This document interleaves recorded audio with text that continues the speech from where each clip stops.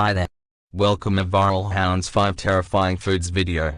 A word of warning, the images in this video contain graphic foods that is guaranteed to put you off your meal. So if you're watching this while eating, maybe watch this video a bit later, you have been warned.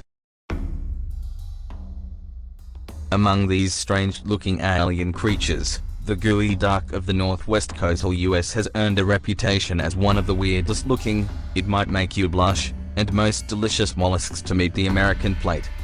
What is a gooey duck? First off, it's pronounced gooey duck. Contrary to what one might think, it's not related to a duck at all. The Nisqually, a Native American tribe located in western Washington, they coined the term gwejik, meaning dig deep and referring to the way this bivalve burrows far below the seafloor. Europeans later reinterpreted the native spelling and pronunciation.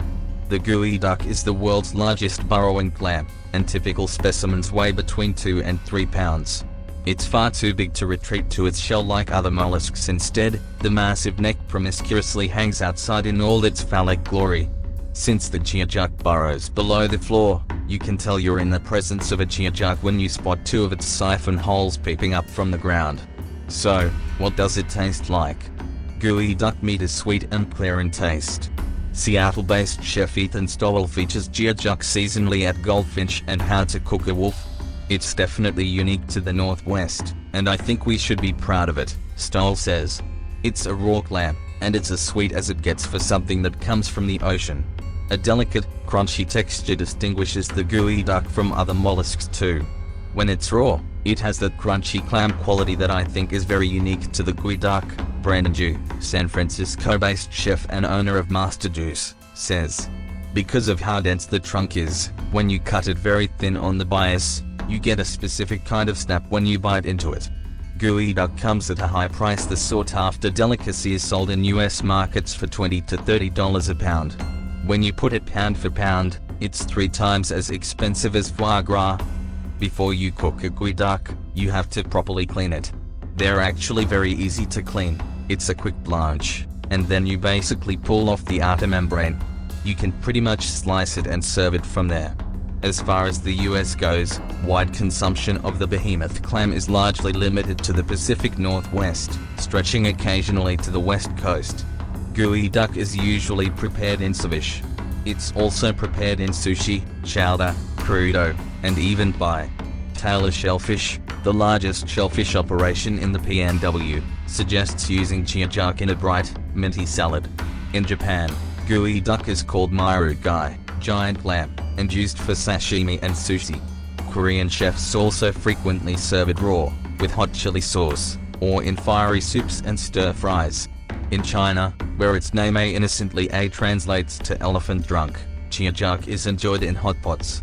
One fresh geoduck can fetch up to $300 at a high-end Chinese restaurant. Chances are you've eaten clams. Perhaps you've eaten them wrong, but have you ever eaten them so raw they're still bleeding?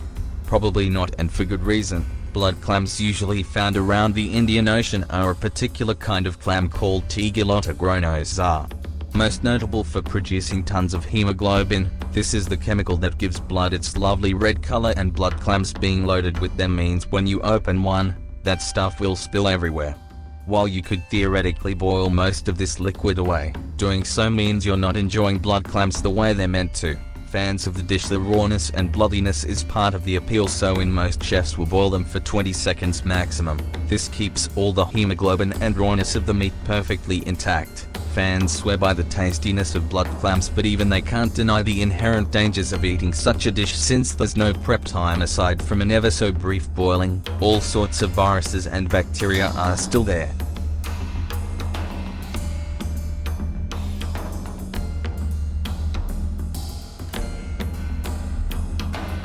This is a water serpo, also known as the aliens of the Arakai Sea. These are mud-dwelling eels famous in Saga, terrifying to look at. This eel-like fish has been caught and eaten by locals in the past. In Saga Prefecture, Japan, these fish serves as a local mascot to promote the area. Caught by hand in local mud flats, it is a grueling method that is sometimes only rewarded with a handful of fish, even by the most experienced water-serpo hunters. The closest thing I think they resemble is the hammerpede from Prometheus, and that ended up being a bad time for all involved. These are normally impaled through the head and hung up to dry, similar to fish jerky. It is popular dunked in a glass of sake as a drinking novelty. It is also added in a miso soup, but this video shows this in a lovely stuff of nightmares sashimi. Comment below if you would be game enough to try it.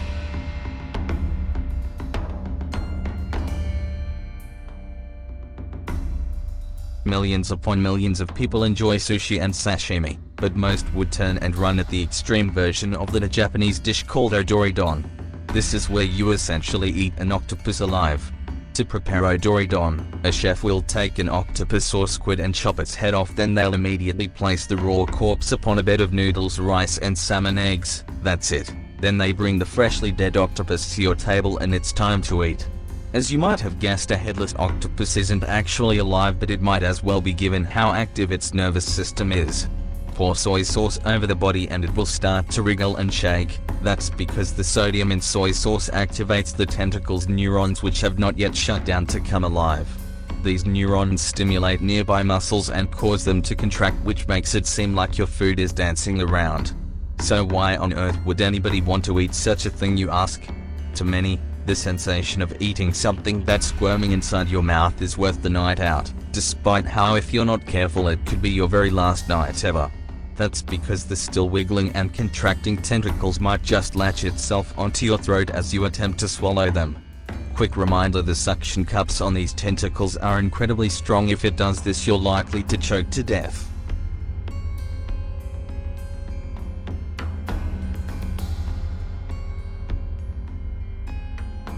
Water caltrops are irregularly shaped pods, averaging 5 to 7 centimeters in diameter, and have a tapered shape with two elongated and curved, drooping spines. The aquatic pods grow at the water's surface, just below a floating rosette of leaves, and have a tough and very hard exterior. They also have an unusual, rustic and earthy odor.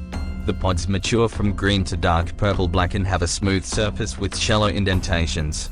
Inside the pod, there is a large, singular and fibrous, white seed. Water caltrops must be cooked as they are considered toxic when raw. After cooking, the pods are still very hard and can be cracked open to reveal the crumbly, starchy seed. Water caltrop seeds have a dry and slightly chewy consistency with a subtly sweet, distinct flavor reminiscent of musk and hay. Water caltrops, botanically a part of the Trippa genus, are the seeds of an aquatic plant belonging to the Lythraceae family.